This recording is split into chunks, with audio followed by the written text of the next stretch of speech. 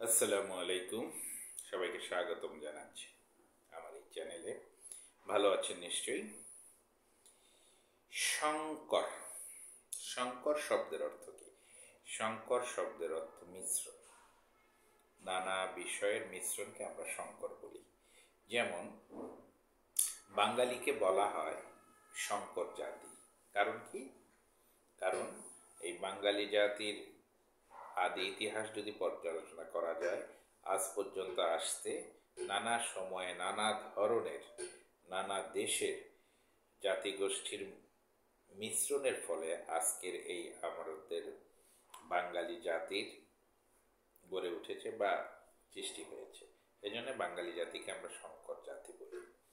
তো যেহেতু আমার এই চ্যানেলটি বাংলা সাহিত্যের কোনো বিষয়ে আলোচনা করার জন্য করা হয়নি, বিজ্ঞানের বিষয়কে একটু তুলে ধরার চেষ্টা করছি আপনাদের মাঝে সহজ ভাষায়।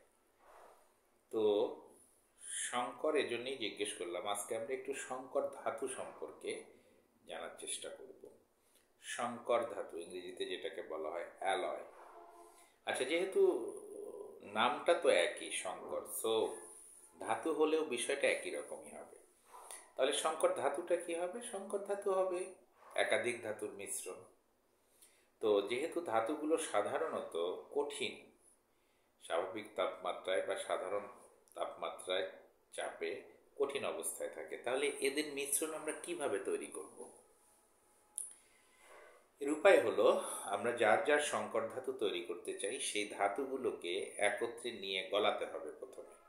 গলানোর পর এদেরকে ঠান্ডা করলে এদের মিশ্রণ বা শঙ্কর ধাতু উৎপন্ন হবে।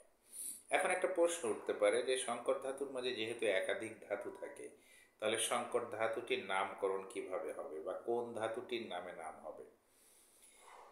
এক্ষেত্রে উত্তর হচ্ছে, মিশ্রণে যেটির পরিমাণ বেশি থাকবে তার নামে শঙ্কর ধাতুর নাম হবে।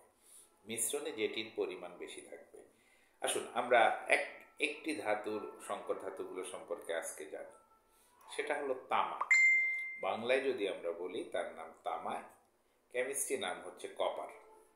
তাহলে তামা বা কপারের শঙ্কর ধাতু দুটি, যাদেরকে আমরা বাংলায় বলি প্রথমটি পিতল আর দ্বিতীয়টি হলো কাঁসা। প্রথমটি পিতল আর দ্বিতীয়টি হলো কাঁসা।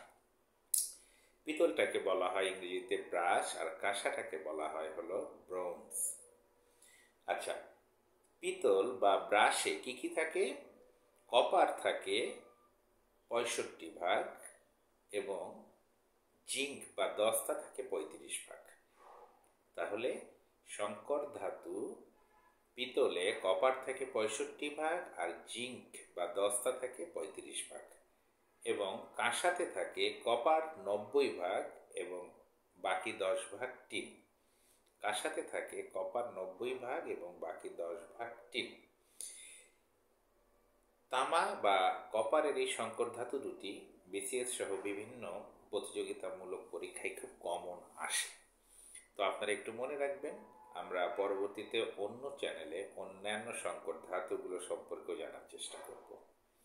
ভালো থাকবেন। চ্যানেলকে সময় দেওয়ার জন্য ধন্যবাদ। জাযাকাল্লাহ খাইর।